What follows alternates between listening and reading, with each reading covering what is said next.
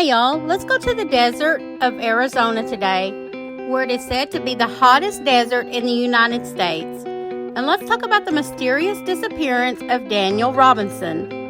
He was born on January 14th of 1997 in Columbia, South Carolina. He was 24 years old at the time of his disappearance. Daniel has an older brother, twin sisters, and a younger sister. He was born missing his right hand and part of his forearm. He did not consider this a handicap, and he refused to wear a prosthetic. He played sports, he lifted weights, he learned to play musical instruments, he was an outdoorsman, he was young and happy young man with a bright future. He was also a hard worker, and he was working 2 jobs at the time of his disappearance. Graduated from high school with honors. He went to Charleston. In 2019, he graduated with honors from there. He took a job with Matrix New World as a geologist in Arizona, and he did remote work in the desert at the time of his disappearance. Daniel has many close friends, and it is said that he is very close to his family. They say he did not go 6 hours without speaking to someone in his family. On June 23rd of 2021, Daniel arrived at his work area about 9:30 a.m., 50 miles southwest of Phoenix. He met with his coworker Ken. This would be the first time that these two had ever met. Cool, rainy day, which was unusual for this area. But these 2 men were working on a well where you check the water. Remember Aaron Brockovich, right? That found all those water samples and all that. That's kind of like what Daniel did. Co-worker Ken says that Daniel was acting strange, making comments like, "Would you like to go back to Phoenix and rest? Do you want to take a break?" He said he was just making comments that wasn't about work. To me, that's not unusual. And also, Daniel was working a second job the night before. He had worked doing Instacart, where you deliver food or groceries to individuals that order it. He had worked late up until the night, and then he had to be right back up at 6 a.m. So yes, he was tired. Ken thought that Daniel might be on drugs, but he says his pupils were not dilated. Ken says that Daniel just kept staring off into the distance, looking into the desert. He says that Daniel walked to his Jeep Renegade. It was a 2017 blue-gray Jeep Renegade. He got into the driver's seat, put on his seatbelt, waved at Ken, and said goodbye, and he drove off.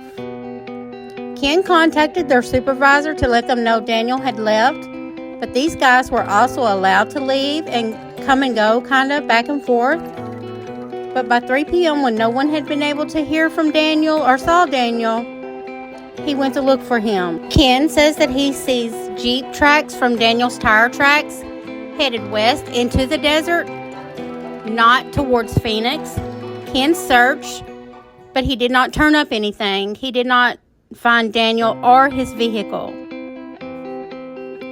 Ken notified his job, and Daniel had a friend that worked at the job. Actually, his friend's family owned the company. His name is Roger, and Roger notified Daniel's sister. And Daniel had also lived with Roger for a time when he moved to Arizona before he got his own place, and they remained friends. Daniel's sister notified her father that no one had seen or heard from Daniel. And of course, everyone starts calling, texting, and there is no response. David Robinson, which is Daniel Robinson's father, tells his daughter, "Go to your brother's apartment and see if he is there." She goes, and of course, Daniel is not there. David Robinson notified local authorities in Arizona that his son is missing. Of course, they make him wait 12 hours. I believe it was 12 hours. And then they start their investigation. But no one actually goes into this desert area at the time. They search around the highway, things like that. They go to his apartment. They call his job. This is all public record. You can find all these documents, all these statements from the witnesses who gave a statement about Daniel. But remember what I said. Keep in mind that these statements do not match what David Robinson, Daniel's father, says, or his sister. Things have been added and put in there that have not been said, but we'll get into that. David Robinson says there was no red flags or any suggestion that Daniel, his son, was wanting to leave, and he never told his dad that he loved anyone far as a woman. That will come up here in just a minute. So on June 12th, 2021, Daniel's delivering for Instacart. He gets an order to drop off some wine at a house in Laveen, Arizona. He meets a young lady named Caitlin, and her friend was also there. They come to the door. They're talking with Daniel. Young ladies invite him in, and he ends up staying the night. That is what he told to his father. The young lady, Caitlin, has another story. Story is that he came in and they just exchanged numbers and talked a while. We do know that Caitlin sent him a podcast, Eckhart Tolle, talking about your ego, Christianity, religious things like that, self-help things, and about your ego. After talking with this young lady, Caitlin, Daniel became concerned of saying that he had an ego. And his dad told him, he said, son, that's just not true. You don't have an ego. I only mentioned this young lady, Caitlin, because she made a lot of statements to police, and it's all on record. You can look it up. She shared text messages saying things like, you're scaring me. Please don't show up to my house. She says he told her he loved her out of the blue. But Daniel had actually left his canopy for work at her home in the backyard, and he was trying to retrieve it. So he would call and text and try to get his canopy back, and she was always out of town or gone, or there was always an excuse. These text messages are not from actual phone records. Authorities never got the actual phone records to get the correct text, and they say that the phone records and timestamps are not actually there on these documents, and that they really don't even line up. Authorities give Daniel's father, David, his phone, and the memory card has been removed from the phone. All this lady's pictures are taken from the phone, and all their conversations that these two have are removed from the phone. This young lady, Caitlin, has made Daniel look like a stalker, a crazy stalker. And his dad just does not believe this is true, and he does not believe this is the whole story. This is just her side of the story.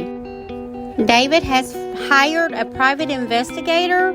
He also says the timeline and the text messages do not add up. Many YouTubers have covered this story in the media, and they are taking these texts and saying Daniel was showing signs of schizophrenia and all kinds of things. His mother says she finds that offensive.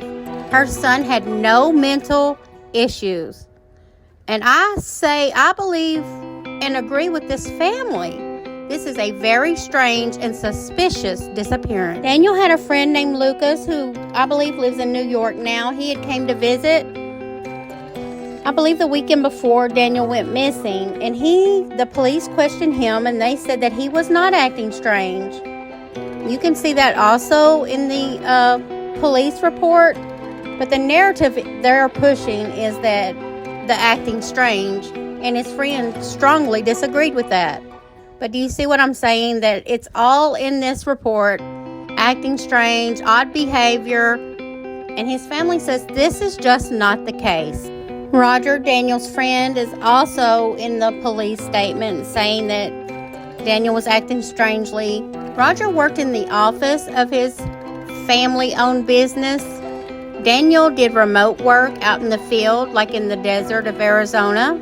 Daniel had went by the office, and Roger had seen him, and he had asked him if he wanted to go to breakfast, and they did. He says Daniel was talking about miracles, Christianity, things like that. I don't know about you, but to me, things like that is not strange or weird talk. He also says that Daniel's hair was longer than usual. To him, that was strange and odd, or that's at least what is in the report. Daniel had a sister who lived in Arizona, and they had a code for helping each other. So if an emergency occurred, they would send a code word or some kind of code that only them two knew about. And one day, Daniel sent that code to his sister. So, of course, she goes to find him and make sure he's okay. She goes to his apartment. His car's there, but he's not there. She's on the phone with her father, and he comes walking in, and she says, "Where have you been? Why have you done this?" And he says he was at the Waffle House. He had took a bus or an Uber. David, Daniel's father, says there's more to that story and that the authorities will not allow him to view the video footage from the Waffle House, that they only give him still images, and he believes someone was with Daniel. The waitress there had never met Daniel before, and she also says he was acting strange. So when Daniel was talking to his sister about this, and she says, "Why did you do that?" He said, "I just pulled a Daniel," meaning the emergency plan. David, Daniel's father, has went and met with Ken, Daniel's coworker, who was the last person to see Daniel. He says he needed Ken to look him in the eye, tell him his son got into that Jeep, put on his seatbelt, waved at him and told him goodbye and never came back. David said his son did smoke marijuana. He did not do any hard drugs.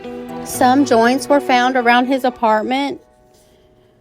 David says Daniel would always tell him, "Dad, it's legal in Arizona." All of Daniel's photos on Instagram disappeared, and they really don't know if this happened before his disappearance or since he's disappeared. Also, they know that all the photos are gone. It's still there, but there's no photos. Daniel's father, David, asked that authorities ping his phone. I believe they told him they couldn't ping it without a warrant. David also asked authorities to look into the Jeep at the U-Connect. At first they said they couldn't, then they said they would, and then they said there was zero grid. They say that happens when the battery is disconnected or a malfunction. His family asked for all these things to be done. They asked for a helicopter to be in the sky to get a better view. First, authorities approved it, and then they deny it. That's when David threw his clothes in his car and started on his way to Arizona. And can I tell y'all that David has never left Arizona? He said he is not leaving his son behind. June 23rd of 2023 will be 2 years his son has been missing. Authorities finally do agree to do a flyover, but they say they do not see anything. A month later, a rancher with a drone finds Daniel's vehicle on its side in a ravine. This part of the desert is known for cartel use, human trafficking, drug trafficking in the area. Since David started searching for his son, Daniel, he has found numerous skeletal remains in the desert. Daniel's car was found 4 miles from the work site, maybe less, probably about 3.5 miles from the work site. The Jeep was on its side. The front window was smashed like someone had took something and beat it. The airbags were deployed. The side window was shattered. The removable roof of the Jeep was kind of wedged under the Jeep. Daniel's cell phone and keys were in the Jeep. His clothes were outside of the Jeep. His blue jeans had his wallet in them, his shirt, his vest, work boots, and a faded vest. One work boot was stuck under the front end of the vehicle. Local authorities say Daniel did not have any injuries due to this accident, and they did not find any blood in the vehicle. They say they did dust the vehicle for fingerprints in certain areas, but they did not use any luminol or anything like that for any traces of blood. Local authorities believe Daniel did sustain a head injury, and that is why he took his clothes off outside of his vehicle. They believe that he kicked out the sunroof, and that is how he escaped the vehicle. Local authorities and the private investigator have different outcomes of the forensic of the Jeep. Authorities believe that Daniel was trying to go up the ravine. They believe that it went to a speed of up to 30 miles per hour. But the private investigator says there is no way, and that he believes that the vehicle actually slowed down. Authorities believe that the vehicle rolled and flipped several times. But the private investigator says that this vehicle looks like it has been in a head-on collision. That the vehicle is badly damaged and it does not match up with the terrain in the area. At this point, local authorities and David, Daniel's father, they stopped communication. Red transfer paint was also found on the vehicle, and there is nothing in the desert to match that. The private investigator believes that the vehicle was wrecked at a different location and brought there. Local authorities believe Daniel staged this wreck and went to live at a local monastery in the area. Daniel's father, David, says that is just ridiculous, and he actually went to the monastery in the area, and they were closed due to COVID. David also states that he knows his son, Daniel, would not walk away from his family. A human skull was found 100 feet from where Daniel's Jeep was found. Daniel's Jeep had more than 40 ignition cycles after the crash, showing somebody had tried to restart the ignition at least 43 times after the airbags deployed, and there was an 11-mile discrepancy between what the crash data reported and what the Jeep odometer had said. Local authorities say this should not be considered as any kind of alarm, because similar incidents have been reported to other Jeep dealerships. But the family's private investigator says there is no actual proof the car sped up before the crash, and that there is no indication of the car speeds, and he does not know where they got that information from. There is actually a 4-hour gap between him being last saw and the crash when it was recorded. I believe the FBI is now involved in this case because it is close to federal land, and because of, I believe they have found 5 different bodies of human remains in the area. Daniel's father has had a private investigator working on the case. He has a recovery investigator working on the case. He has a website set up for his son. He has a GoFundMe.